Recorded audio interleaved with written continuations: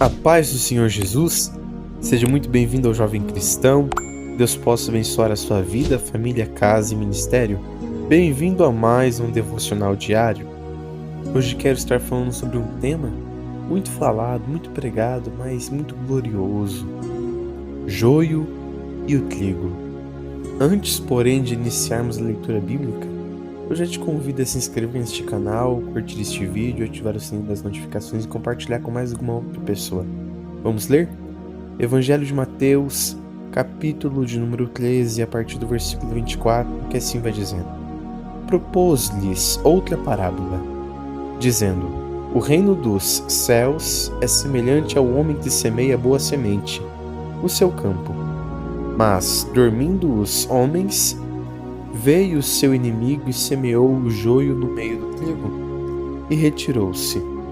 E quando a erva cresceu e frutificou, apareceu também o joio.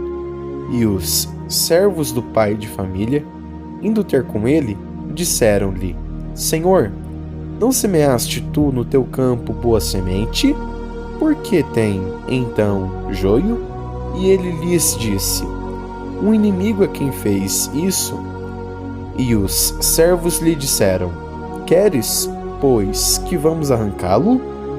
Porém, ele lhes disse: Não, para que, ao colher o joio, não arranqueis também o trigo com ele. Deixai crescer ambos juntos, até a ceifa. E, por ocasião da ceifa, direi aos ceifeiros: Colhei primeiro o joio e atai-o em molhos para o queimar, mas o trigo ajuntai-o no meu celeiro. Meus queridos ouvintes, Jesus, no capítulo 13 do Evangelho de Mateus, propõe algumas parábolas. A maioria delas, direta ou indiretamente, eram voltadas à agricultura. Talvez isso se deve ao fato de, naquela época, o trabalho agrícola ter sido mais utilizado, até o mais viável para as pessoas. Ou seja, quando Jesus usava tais parábolas, ele estava falando de algo que possivelmente o povo tinha uma noção mais clara sobre o que era. Jesus, em outras palavras, diz que o reino dos céus era semelhante ao homem que havia semeado boa semente no seu campo. Mas, quando todos dormiam, veio o inimigo e semeou o joio no meio do trigo e se retirou. Quando a erva cresceu e frutificou, o joio apareceu. Irmãos, o joio e o trigo são muito iguais, mas existe um porém. O trigo, pelo peso das sementes, começa a envergar na fase adulta, ou seja, se dobrar. Já o joio, por ser vazio, não carregar nenhuma semente, não se dobra, ele fica em pé. É por isso que as diferenças entre o joio e o trigo só são mais evidentes na fase adulta. Quando os dois são tenros, jovens, é muito difícil se distinguir. Mas quando se tornam adultos, aí sim dá para entender qual é o joio e qual é o trigo, pois, justamente pelo peso da semente, o trigo se dobra. Já o joio, por estar vazio, não faz isto. No joio, as espigas são mais finas e ficam posicionadas de forma diagonal em relação ao caule da planta. Quando chegam na fase adulta, as espigas do trigo têm a cor castanha, já as do joio têm a cor preta. O joio é considerado uma erva daninha, que consome os nutrientes da terra. Ele compete com o trigo, assim afetando o desenvolvimento do trigo. É uma planta que sua ingestão é tóxica. Quando, em outras palavras, os servos do pai de família perguntam a ele que, se ele havia semeado boa semente em seu campo, o porquê ali estavam plantado, então, joio?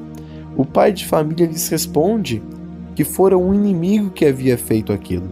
Os servos então perguntam se ele queria que eles viessem a arrancar o joio, mas o pai de família disse que não, para que ao colher o joio, eles não arrancassem também o trigo com o joio. E por isso disse que eles deveriam deixar ambos crescerem juntos, até a ceifa.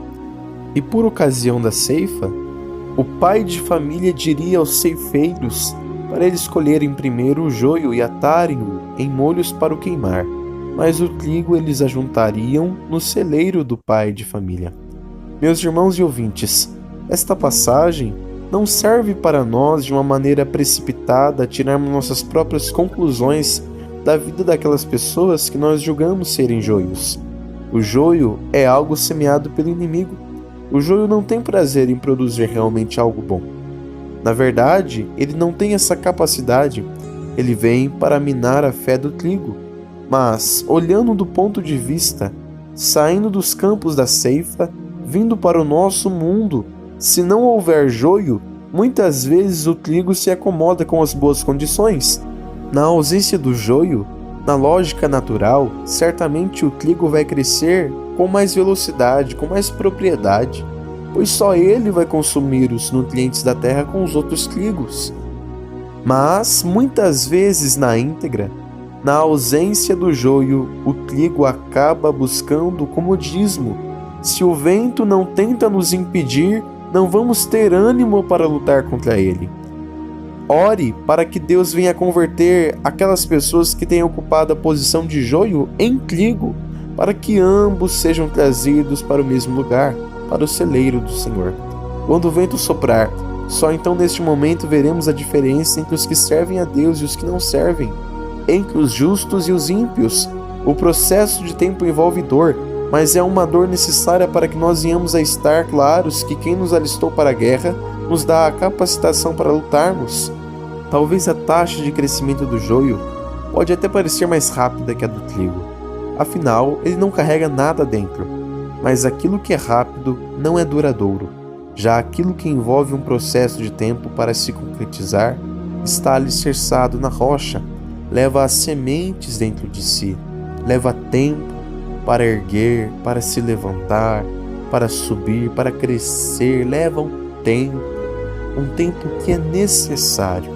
Jesus, quando explica esta parábola, diz que ele é o que semeia a boa semente. O campo é o mundo, a boa semente são os filhos do reino e o joio são os filhos do maligno. O inimigo que semeou é o adversário de nossas almas. A ceifa é o fim do mundo. Os ceifeiros são os anjos, resumidamente. Entretanto, meus queridos ouvintes, precisamos ficar cientes que o nosso alvo não pode ser descobrir o joio e o trigo. Mas se eu me considero trigo, eu preciso procurar crescer e frutificar, porque nós que estamos na presença do Senhor temos uma legitimidade para com o Pai, de nós fazermos a diferença. Os levantes não importam e as mágoas precisam ser deixadas de lado. Não podemos deixar de frutificar, de fazer a nossa parte, de ser quem o Senhor nos fez para sermos. Te fizeram mal, retribua o mal com o bem. Se somos trigo, dentro de nós existem sementes.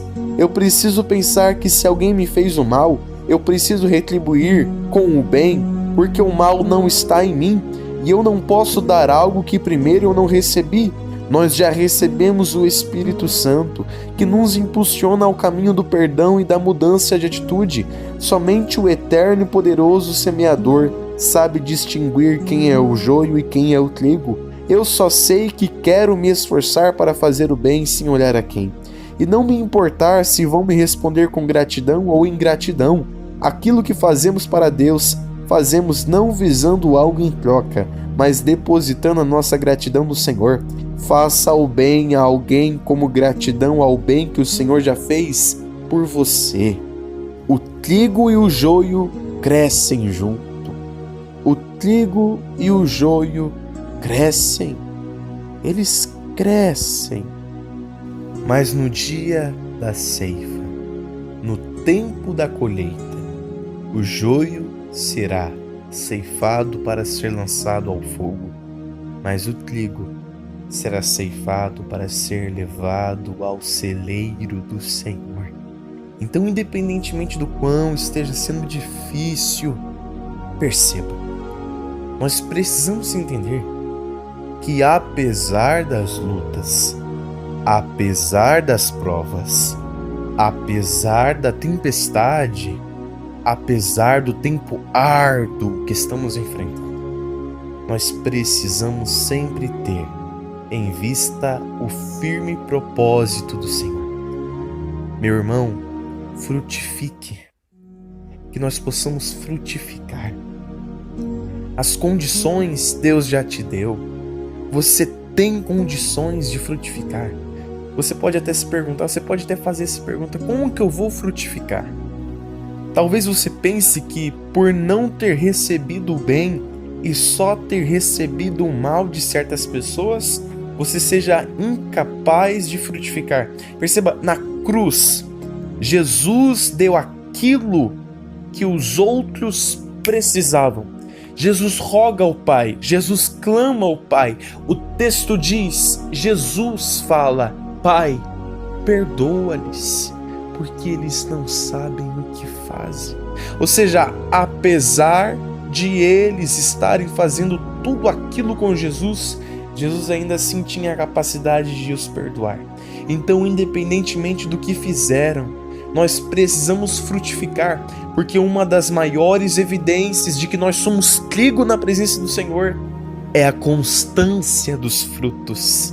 Passa tempo, entra tempo, passa prova, entra prova, mas o trigo continua frutificando, ele continua dando frutos, ou 30, ou 60, ou 100, mas ele não para de frutificar, porque é trigo.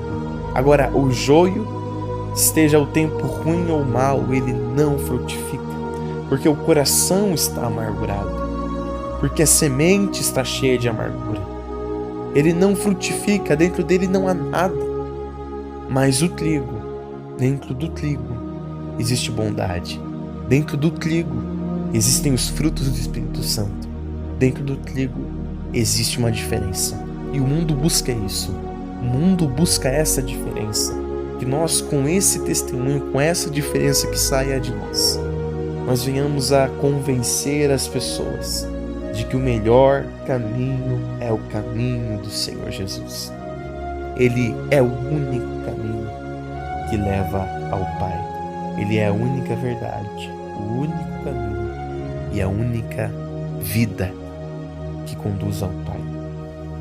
Meus queridos ouvintes, pelo peso da bondade que está dentro do trigo, o trigo continuamente se mantém prostrado de joelhos no altar diante do Senhor.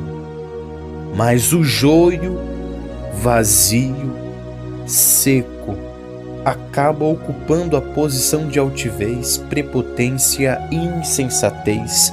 Não se prostra, não se dobra, não reconhece que existe só um Deus, Senhor e Dominador.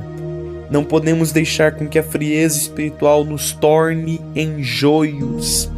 Independentemente do que vier, se mantenha fervoroso na fé, não deixe de se ajoelhar diante do Senhor, porque enquanto você está de joelhos, o Senhor está trabalhando em seu favor. Enquanto nós guerreamos no quarto de oração, com os joelhos no chão, a boca no pó, o Senhor está batalhando, o Senhor está trabalhando, o Senhor está nos capacitando para vencermos as lutas. Então que possamos, como o trigo, pelo peso daquilo que está dentro de nós, pelo peso dos frutos, nós nos prostrarmos diante do Senhor e não deixarmos com que a esfrieza espiritual adentre as nossas vidas. Custe o que custar, mantenha a sua fé em pé, mantenha os seus olhos fixos no Senhor, mantenha sua mente focada no propósito, não deixe as coisas desviarem você daquilo que realmente importa em sua vida, a presença do Senhor. Amém? E se você gostou desse vídeo, te convido a se inscrever neste canal, curtir este vídeo, ativar o sininho das notificações e compartilhar com mais alguma outra pessoa, para que esta outra pessoa também seja abençoada por esta palavra. Que o Senhor possa nos abençoar em nome de Jesus.